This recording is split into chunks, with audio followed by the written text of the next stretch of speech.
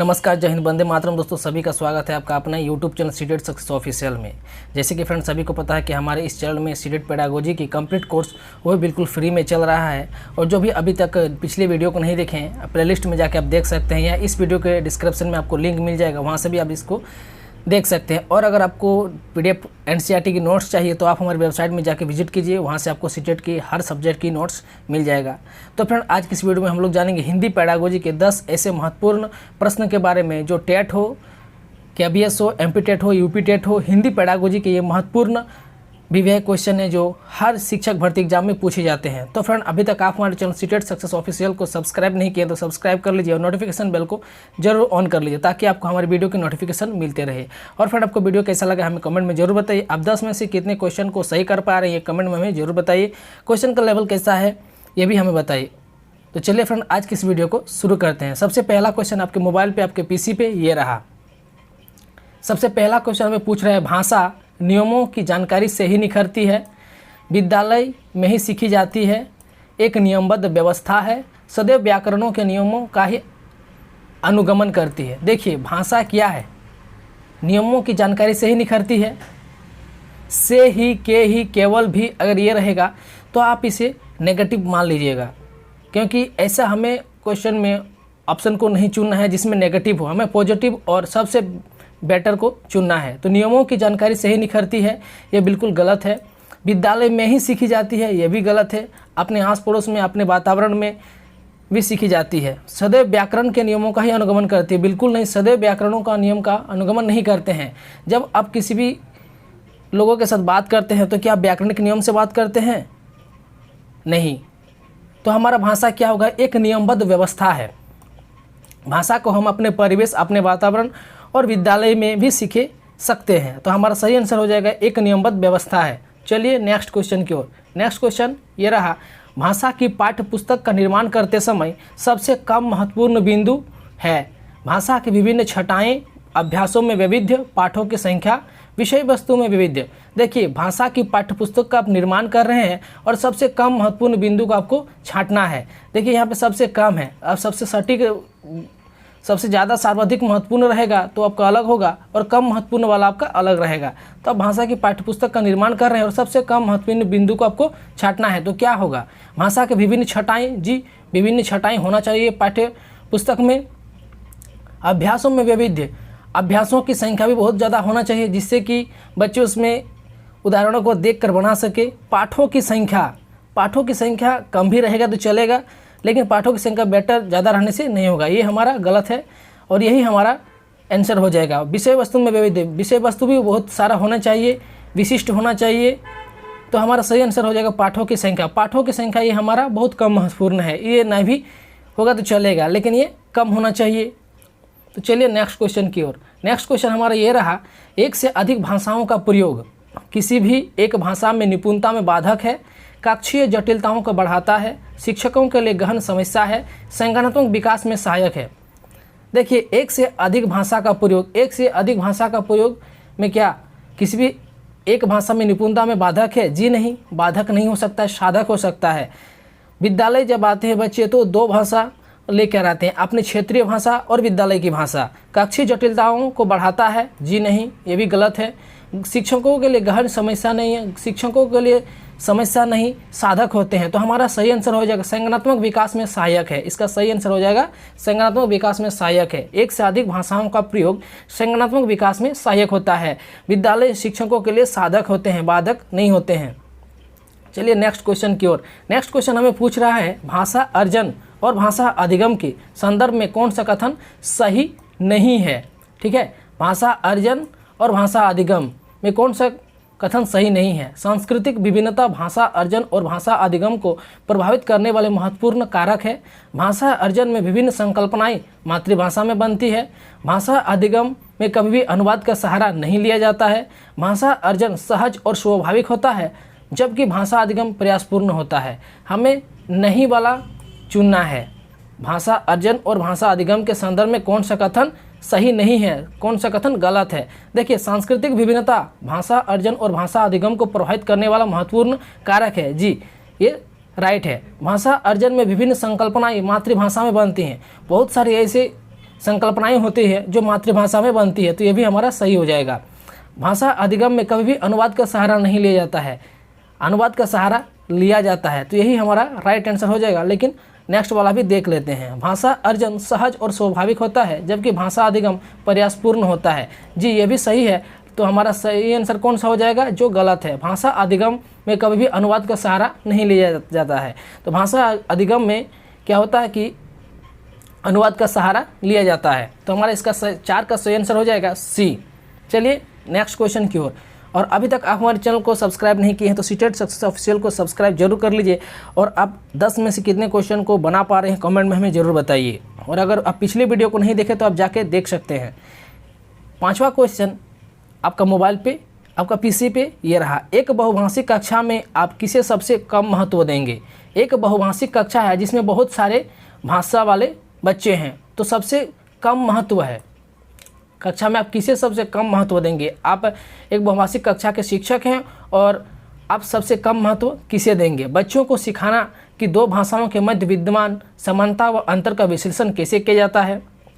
विभिन्न प्रकार का बाल साहित्य, कक्षा में विभिन्न प्रकार के सामग्री से समृद्ध वातावरण, कक्षा के बहुभाषिक और बहुसांस्कृतिक संदर्भों के प्रति संवेदनशीलता।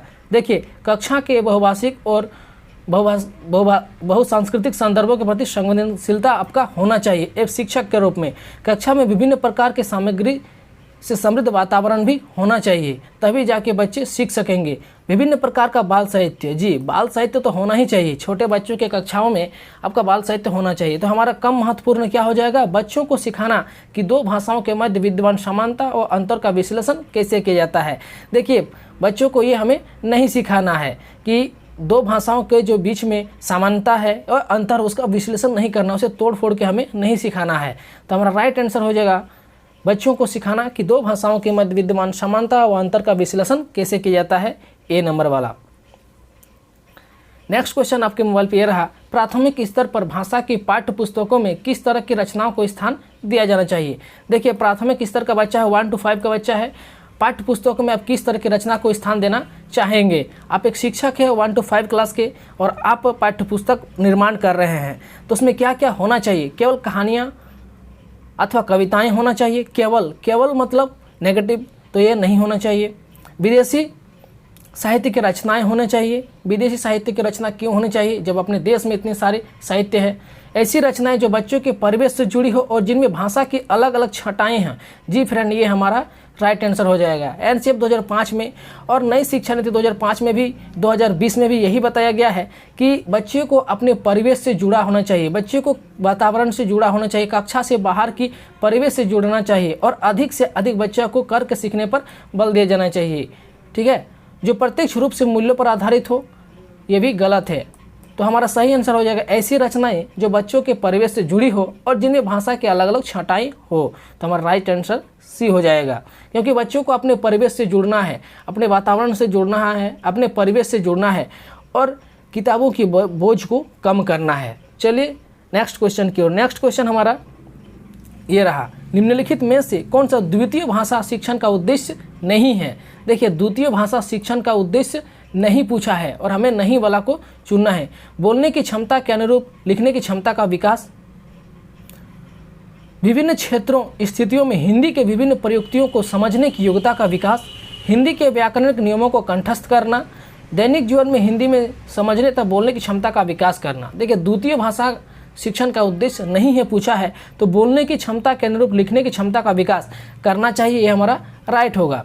विभिन्न क्षेत्रों स्थितियों में हिंदी की विभिन्न प्रयुक्तियों को समझने की योग्यता का विकास, यह भी होना चाहिए।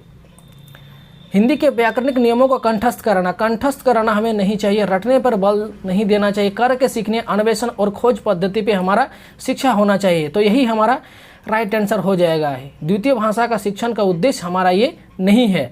दैनिक जीवन में हिंदी में समझने तथा बोलने की क्षमता का विकास जी होना चाहिए। तो हमारा 7 का राइट आंसर हो जाएगा सी, हिंदी के व्याकरणिक नियमों को कंठस्थ करना, ये हमारा कंठस्थ नहीं करना है। चलिए नेक्स्ट क्वेश्चन की ओर। नेक्स्ट क्वेश्चन हमारा ये रहा। हिंदी भाषा का मूल्यांकन करते समय आप सबसे ज़्यादा महत्व किसे देंगे। देखिए नेक्स्ट क्वेश्चन हमें पूछा था कम, इसमें पूछा है ज़्यादा। हिंदी भाषा का मूल्यांकन कर रहे हैं और सबसे ज़्यादा महत्व आप किसे देंगे। व्याकरणिक नियमों पर, सीखने की क्षमता का आकलन पर, काव्य सौंदर्य पर या निबंध लिखने की योग्यता पर? जी फ्रेंड, आप इसका आंसर हमें बता सकते हैं। और अभी तक आप हमारे चैनल सीटेट सक्सेस ऑफिशियल को सब्सक्राइब नहीं किए हैं तो सब्सक्राइब कीजिए, वीडियो को लाइक कीजिए और दोस्तों तक शेयर जरूर कीजिए ताकि सभी को निःशुल्क लाभ मिल सके। हिंदी भाषा का मूल्यांकन करते समय आप सबसे ज़्यादा किसे महत्व देंगे? जैसे फ्रेंड, आपको जब ये क्वेश्चन बनाना है तो आपको अपने स्तर पे सोचना होगा, आपको उस जगह पे रख कर सोचना होगा कि आप हिंदी भाषा के टीचर हैं और आप उनका मूल्यांकन कर रहे हैं तो सबसे ज़्यादा महत्व किसे देंगे? व्याकरणिक नियम, ये हमारा व्याकरणिक नियम गलत हो जाएगा क्योंकि व्याकरण जो होते हैं रटने पर ज़्यादा ध्यान दिया जाता है। काव्य सौंदर्य ये तो होना है लेकिन इतना भी नहीं, हमसे सबसे ज़्यादा पूछा गया है। निबंध लिखने की योग्यता ये भी नहीं, लेकिन हमारा क्या हो जाएगा? सीखने की क्षमता का आकलन होना चाहिए। जब तक बच्चे सीखेंगे नहीं उनकी क्षमता का आकलन आप नहीं कर सकते हैं। तो सबसे ज़्यादा महत्वपूर्ण हो जाएगा सीखने की क्षमता का आकलन, हमारा बी नंबर राइट हो जाएगा।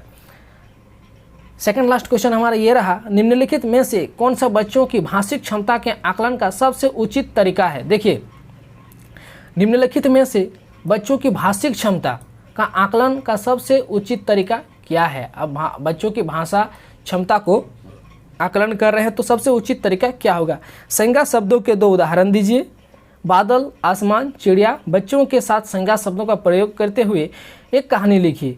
संज्ञा की परिभाषा को पूरा कीजिए, संज्ञा को परिभाषित कीजिए। देखिए, संज्ञा शब्द को के 2 उदाहरण दीजिए, ये हमारा व्याकरणिक नियम है और ये पे रटने पे ज़्यादा ध्यान दिया जाएगा तो ये हमें नहीं चुनना है।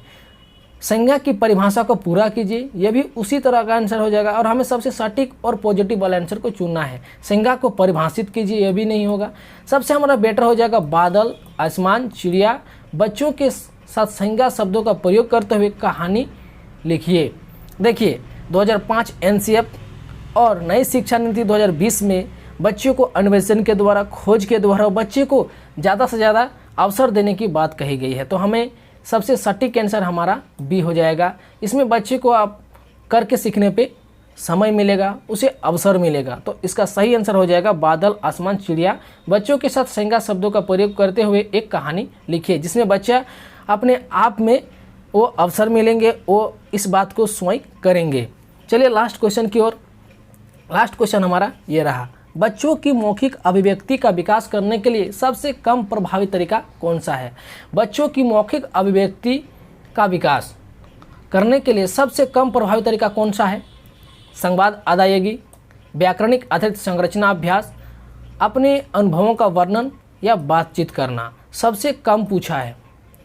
संवाद अदायगी होना चाहिए, बच्चे एक दूसरे का साथ बात कर सके, संप्रेषण कर सके, तभी उनके मौखिक जो अभिव्यक्ति होता है उसका विकास हो जाएगा, उनके बोलने की तरीका होता है उसमें सुधार होगा। अपने अनुभवों का वर्णन जरूर करना चाहिए ताकि वो अपनी ज़िंदगी के बारे में कुछ बोल सके, उनको अवसर मिल सके। बातचीत के द्वारा भी मौखिक अभिव्यक्ति का विकास हो सकता है, लेकिन व्याकरणिक आधारित संरचना का अभ्यास नहीं। व्याकरण जो होता है वो रटने पर ज़्यादा ध्यान दिया जाता है, इसमें रट कर बच्चे को बोलना पड़ेगा। तो ये हमारा सबसे कम महत्वपूर्ण हो जाएगा, हमारा बी नंबर इसका आंसर होगा। तो आज की इस वीडियो में आपको कितना सही हुआ आप हमें कमेंट में बताइए। और अभी तक आप हमारे चैनल सीटेट सक्सेस ऑफिशियल को सब्सक्राइब नहीं किए तो सब्सक्राइब कीजिए, नोटिफिकेशन बेल को ऑन कीजिए और दोस्तों तक इस वीडियो को जरूर शेयर कीजिए ताकि सभी को हिंदी पेडागोजी के कंप्लीट कोर्सेज की निःशुल्क लाभ मिल सके। और अभी तक पिछली वीडियो को आप नहीं देखे हैं तो जाके देख सकते हैं। तो चलिए फ्रेंड, आज की इस वीडियो में बस यहीं तक। तब तक के लिए जय हिंद, वंदे मातरम। फिर से मिलते हैं नेक्स्ट वीडियो पे।